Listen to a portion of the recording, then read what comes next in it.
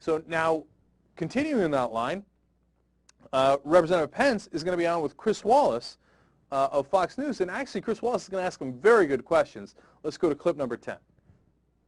There is, Congressman Pence, a big vote, perhaps this week, coming up on whether to extend unemployment benefits. Republicans say it must be paid for. Here is the president's response. I've got no problem spending money on tax breaks for folks at the top who don't need them and didn't even ask for them, but they object to helping folks laid off in this recession who really do need help. Congressman Pence, why is it that extending unemployment benefits has to be paid for, according to Republicans, but extending the Bush tax cuts for the wealthy, which would cost $678 billion, that doesn't have to be paid for? Well, let me say, look, Republicans, me included, have supported numerous extensions of unemployment benefits, and we're anxious to do so again. Yeah.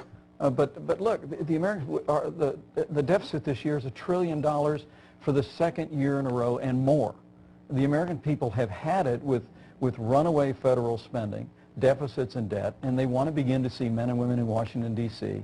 begin to make the hard choices and prioritize spending. And the other part of it, too, you're not answering my question. I can understand the argument, pay for the unemployment benefits. Why then not pay for the Bush tax cuts for the wealthy? Well, I think the reality is that as you study when President Kennedy cut marginal tax rates, when Ronald Reagan cut marginal tax rates, when President Bush imposed those tax cuts, they actually generated economic growth.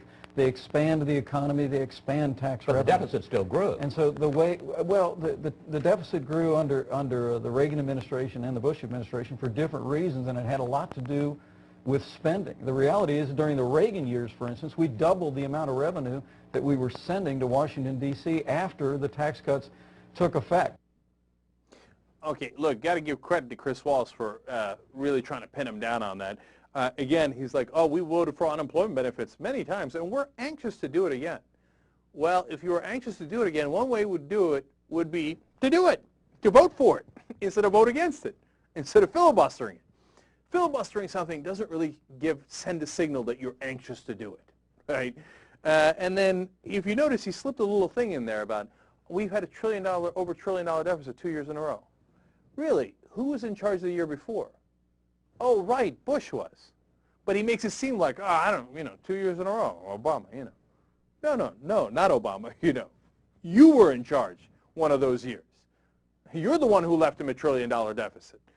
They don't want to spend money on the unemployed because that's not their base. Their base is the people who get them elected is the people who give them money. And the people who give the Republican Party money is the richest people in the country. So you will never get them to say, hey, you know what, maybe we should increase taxes a little bit for the rich. They will say, no, under no circumstances can you tax the rich.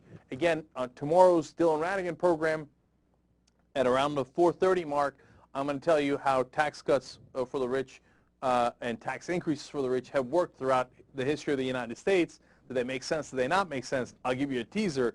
When we tax the rich at really high rates, we have enormous economic expansion.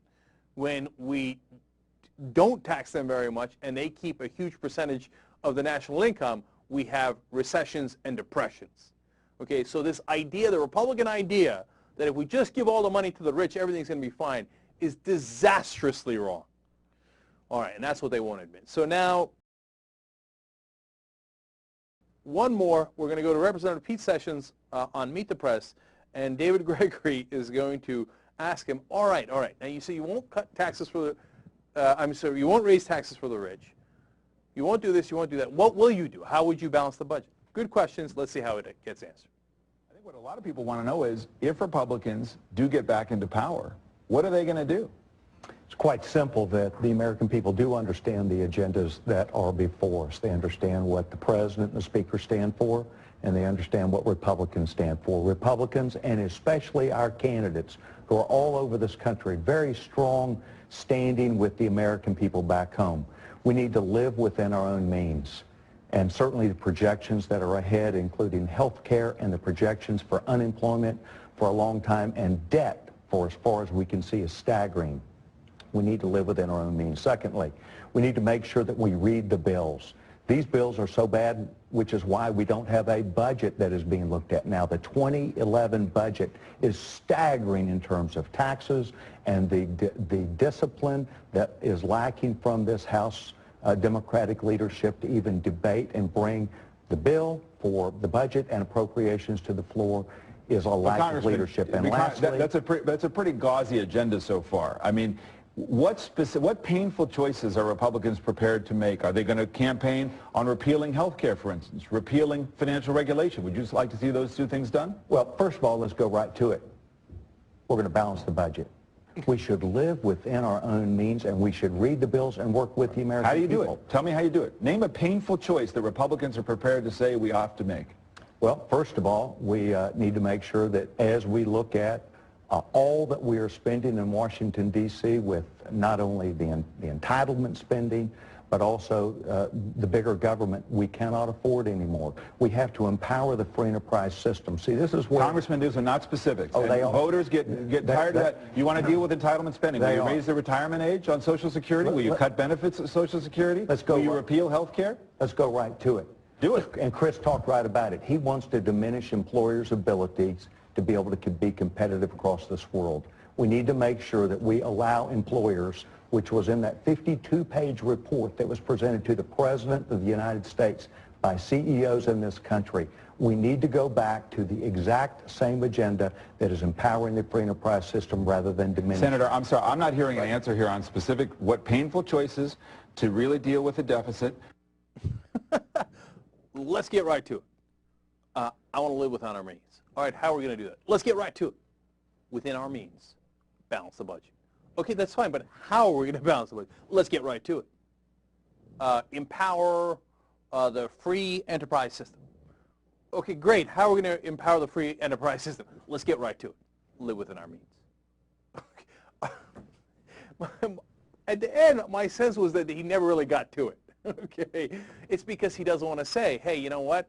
Yeah, of course, we're going to raise the retirement age on Social Security, and we're going to hose you big time. And we're going to make you work longer, and then we're going to cut your Social Security benefits, we're going to cut your Medicare benefits, and are we going to raise taxes on the rich? Hell no. They pay our bills, man.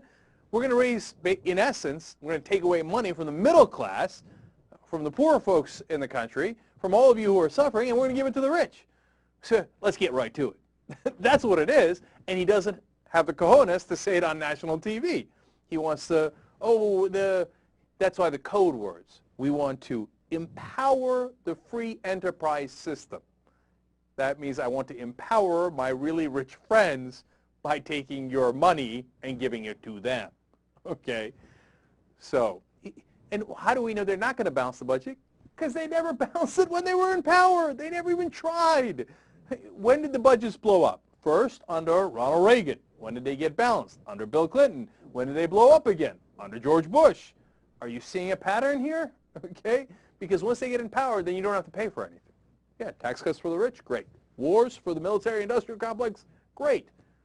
Now, one further thing on this. Do you notice that the media all of a sudden is asking all these tough questions to the Republicans? So what happened? What happened was Obama made the case. Did you notice they played Obama clips in all of those?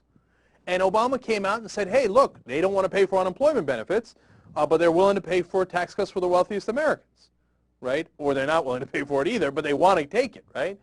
And so what does the media do? Media follows power. And that's why when Obama tells you, oh, I'm powerless, oh, the Republicans have 60 votes, oh, I can't do it, no, not Elizabeth Warren, I can't do that public option, no, I can't do that, I can't do any of these things, right? Oh, but that's because you're not trying. Look at what happens when you do try. All of a sudden, it looks like you can get a lot of things done. All of a sudden, this whole weekend, because of Obama going on the offense, Republicans were playing defense. And they couldn't do it. And then when the media pressed them on it, they had no answers because they're not used to getting pressed on it. Will you, for the love of God, go on the offense and stay there? And by the way, not just during election time. How about next time we do it when we're actually trying to pass a bill where you lay out your own case for your own side and put them on the defensive?